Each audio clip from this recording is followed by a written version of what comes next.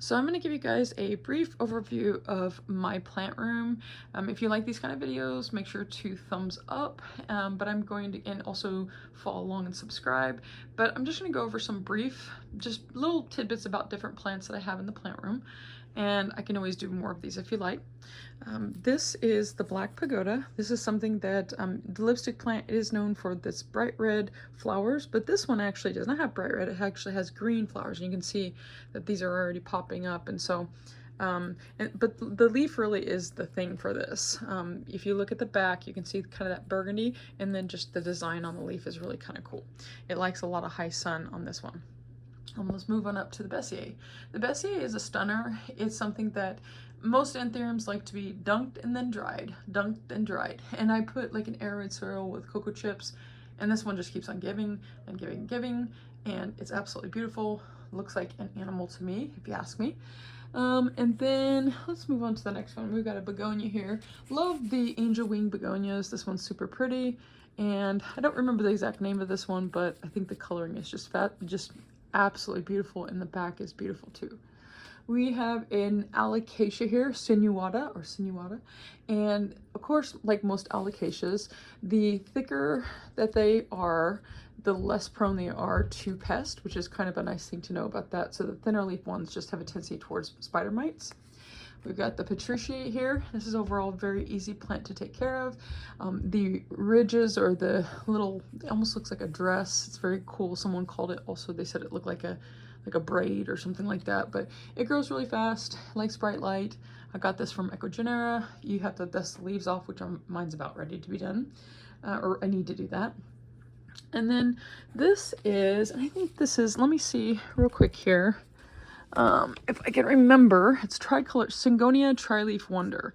So this one is kind of tucked back in here. Let me go back up here, and it almost looks like a little animal, but it's overall very easy. I do have it on a moss pole.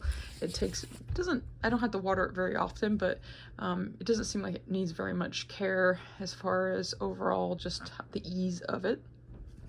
I've got the Veitchii there. That one can be a little bit stubborn sometimes. You see the curling leaves. I had to actually completely repot it, and it's done a lot better. And so this is the newest leaf, and actually is just recently growing. And you would call this corrugated, basically the ridges in between there. We've got a Philodendron Birkins. This is one that's kind of more reverted. I have one that's a lot, I need to spray that down, but one that has the white, and also too, I've seen some that actually get pink in it, which is interesting. I don't know a lot about that or the reason why some do and some don't, but it may have to do something with the highlight. And then let's see here, what else do I want? This is actually a Summer Glory, a Philodendron Summer Glory. This is really pretty. It looks like a velvety leaf, and that's overall very easy as well. And then I've got a Wellfin cactus. That one has been in my collection for a little bit. I've got a reblooming orchid. I've got a Scindapsus Pictus exotica, one of the easiest plants to care for. It is about time for that to be watered. When it needs to be watered, you'll start seeing curling of the leaves. I have a Snow White pothos that is starting to revert just a bit, but one of the ways that you can tell the Snow White is it's just mostly all white on the leaves like that, so that's very pretty about it. I like that. Let's see what else I've got around here. Oh, I'll just come on down here and pan down to the White Princess. This one, it really does well when it is on a moss pole. It's been growing significantly, and one of the ways that you can tell that it's a White Princess is you're going to see green, white, and some pink. Don't worry if you don't have very much pink on there. That is something that when it's more mature, I believe that you won't have as much pink, but as it gets more mature, you'll start seeing almost more of that pink like that. I've got a Frydek that is over in a corner here because it has some spider mites that I'm taking care of. This one has it's just prone to spider mites, so I kind of know the deal about that, but the leaves just are crazy. I mean, it's an inexpensive alocasia, which a lot of alocasias are relatively inexpensive, but this one, for the look of it, it looks like it would be more expensive, but it just has a tendency towards spider mites, unfortunately. And then I've got an Enjoy Pothos, as you can see up here. And I really like the Enjoy over the Pearls and Jade, just because of the fact that I don't like the mottled look as much. So you can tell between the Enjoy and the Pearls and Jade. Pearls and Jade looks very similar to this. I have one out in another room right now, but you'll see more of this kind of speckling on the Pearls and Jade. And with the Enjoy, you're going to see more of just the distinct white and green there, which is pretty cool. So, and then let's pan on over. Like I said, I'm not going to show you every single plant I have in here, but if you like this kind of video, definitely make sure to put a thumbs up on it, and I'll show you more. This is a reverted Pink Princess. The Pink Princess that I had was not doing very well, so I decided to kind of do some chopping. It's got, you can see some flecks, just some flecks of pink in there.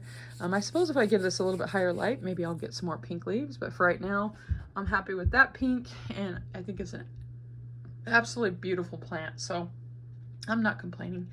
I got my Thai Constellation. Just recently repotted that. Got a great deal on this one.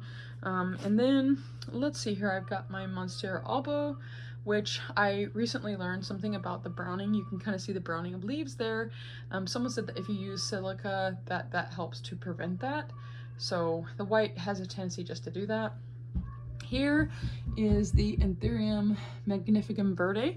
The nice thing about the Anthuriums is that when they start growing, it may take forever for them to get a leaf, but then when they do, they just grow so rapidly. It's just crazy how fast they'll grow. Let's see here. I'm gonna check to see if that needs to be watered too.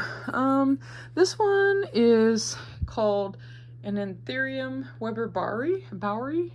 And it's pretty basic so far. I haven't really seen any crazy things, but oh, actually I do. There is one thing about this. When a new leaf comes in, and you can actually see one right there, and this is an all sphagnum moss, that new leaf is a brown, almost burgundy-like color, and it's beautiful. I forgot about that. I do have another plant up in my shower area that actually, it kind of reminds me of this a little bit, but it has, it's kind of one of those ones where it looks pretty basic, but then what it does is it has these crazy colors that happen from just like, I think, just light stress or sun stress. So I'll have to show you guys that one eventually. But let's go to this one here. This is a really pretty one here. This is the Philodendron Roseo.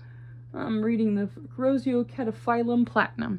So this one's overall very easy, and you can see that leaf is beautiful. It's absolutely beautiful. And it says just overall very, very healthy and hardy, and I think it's a great one to have in my collection. I have a Brandiantum. I a lot of times will tell people about the story behind this. You can see that one leaf right there. I got this from Etsy, and it came just a disaster. It had one leaf, it looked dead, and I guess Brandiantums, they just don't ship very well. But so I've nursed it back to health. And this has been over probably a year, and I ended up putting it on, I started seeing it grow just a little bit in the pot. I got a couple new leaves, and I decided, you know, I'm gonna put it on a moss pole. So that's what I did, and it is growing and growing and growing. When you see a lot of the nodes, like a super big space in between the nodes, or your leaves are smaller, I mean, you may need to fertilize. Obviously, the leaves will get bigger being on the moss pole, but fertilizing may be a big thing. I was telling someone earlier about how changing up the humidity and also the soil might help, especially if you're starting to see any kind of curling of leaves, like this kind of weird thing here that you're seeing. So what else can I show you here? And like I said, once again, you have to like this. If you like this kind of video, just make sure to hit that thumbs up and let me know. That lets me know that you want to see more of these type of videos, and also subscribe, of course.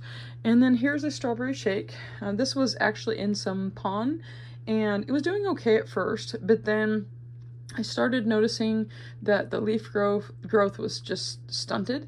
And so I repotted it in new soil, took it out of the pond, and now I've got some new leaves that are growing. The only thing that concerns me just a little bit is that I'm only seeing green on the new leaves, and obviously that's the spectacular part about strawberry shakes that you want, obviously.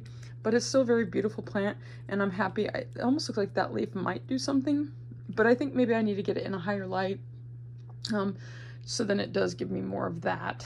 And yeah, we don't want it to revert. So there's that. In fact, I'll have to figure out a place to put that maybe you could get some highlight there. Handing that over to my husband. And then let's show you this here. This is an Anthurium Silver Blush. It's very pretty. This one had problems, but I rehabbed it. It's actually got some sphagnum moss that's grown out. It's kind of funny. I've got a Florida Beauty that is an absolute beauty. It's got some new leaves growing. In fact, this is a new one. Oh my goodness, it's all that color. Wow. I didn't see that leaf before. Wow. That's crazy. But yeah, this is a beautiful plant. I think it's just amazing, and I didn't think that it was going to give me any other leaves that were different, but there's quite a few leaves on there that have the look. And so there's that one. I couldn't not show you that one. And so many to show you. I'll have to do another plant tour, but I'm just picking some of the ones that are right in my way. But here's another one that I absolutely love, the Anthurium Recabum, I think is how you say it. Super shiny when the leaves come out. It always looks like that. It looks fake. And it does have a tendency a little bit towards, if you fertilize too much though, you'll get the burning on the edges. But overall, it's been a very easy plant. It probably needs to be watered, I think. And then, let's see here. I've got a Queen, Aurora Queenum is the other name for this. This is actually a rehab. Oh, and it's got a new leaf. That's amazing. It's got a new leaf there. That's great. So this is one that I thought I was going to lose. I got this from Ecuagenera, and it came to me like that. And it had a longer leaf, obviously. It had 2 leaves, and it just did not look good. And so it had obviously some pest damage. So I quarantined it for quite some time, and I got this leaf, and then it was doing okay. But now I've got another one, and I'm super happy about that because I've really been trying to take care of it and get it to where it needs to be. So we'll see if the next leaf what it does, but this needs obviously very high humidity and super well draining soil. Here is the Hoya obovata. You have to be careful about getting any kind of water on these leaves, especially if it's in close to a light source, because what will happen is it will actually burn like that, and so that's not good. But the cool thing about this is I love the shape of it. It's super hardy, and it's got these little speckles that you can see there that I think is super cute. A little bit different. I've got the Hoya linaris, or linaris, however you want to say it. I think that's a really cool one. I wanted that for a bit. And then I've got this one. So this is a funny one here because this is actually a bush. And I see this a lot, like when people are trying to, this is like a snowball bush, I think is what it's called. People will try to sell it like as like a terrarium type plant, which is kind of funny to me. But it's got that cool kind of variegated. I think it probably got popular because of the little variation of little white leaves. So I think that's kind of a funny thing. But yeah, so that's that. And then I've got the Cuprea, which does have a tendency towards spider mites. It has a tendency, but Cuprea is absolutely beautiful. I've got a Florida Ghost that so the Florida Ghost, they actually really like the pink lights. This one was kind of below the pink lights, but so you can see that it doesn't have that typical look of the Florida Ghost as far as the whitish green, pale whitish green. So I'm gonna get this there. I just have a lot to do with it. So we'll get there. And let's see what else we've got here. So here's a Mandula. It's got I was actually propagating this, and it's got some roots in there, so I probably need to get that in some soil pretty soon. I've got a White Knight, which doesn't have a whole lot of variegation, so I'm doing a little method to try to see if I can kickstart it. And you can see here that there's already something growing right there. And then I've got my Polypoidance, or however you want to say it, the Philodendron Polypoidance. I've got, this is one from Ecuagenera, and it's like it's kind of a cute little plant here. This is the Anthurium Tim Plowmani. So you can kind of see it's just a cute one. And I can't tell, I think it's got another something growing right there, so that's kind of cute. I've got a Rio back here that I've been rehabbing. It probably needs some water. And I've got a string of frogs, which is cute. This is also like creeping fig, I think is what it's called. Yeah, and then I got my terrariums and this cool thing here. I always forget the name of it. It's a type of Anthurium, but this grows like crazy and very, very low maintenance. And then I've got the Golden Green Goddess, which is pretty cool. I had that outside. It was not happy. It was being neglected, and so brought it in, and it made a come back like crazy. It's just so happy here. It's almost like, thank you for bringing me in. So yeah, definitely very happy. And then I've got a silver dragon here. This is almost looks like it's fake. It's very, it loves water, and it also loves fertilizer as well. And it is very pest resistant for an alocasia specifically. And I talked about the Lainami. I think I talked about the Lainami. The cool thing about the Lainami is that it's got, look at that. That, when you're starting to get the actual leaf coming in, that is what you see. And this thing will just shoot out leaves like crazy, and it's just absolutely beautiful. Let me also show you real quick here a Florida Ghost, and this is what I was talking about with this light here. This Florida Ghost has been in this tank for some time. I don't know how long, this terrarium for some time. This is what you, when you think of Florida Ghost, this is what you think. And so this, I feel like is very well connected to this purple pink light here. And then we've got a global green in there. We've got some begonias, and then this evil, this one is just, I don't know. This is the Splendidum. And I've gotten 2 of these. I just don't know. I just don't know. I know it likes high humidity, but this thing just is never happy. It can't even dry out for a second. It's just not one of those plants that can do that. So that's a little frustrating.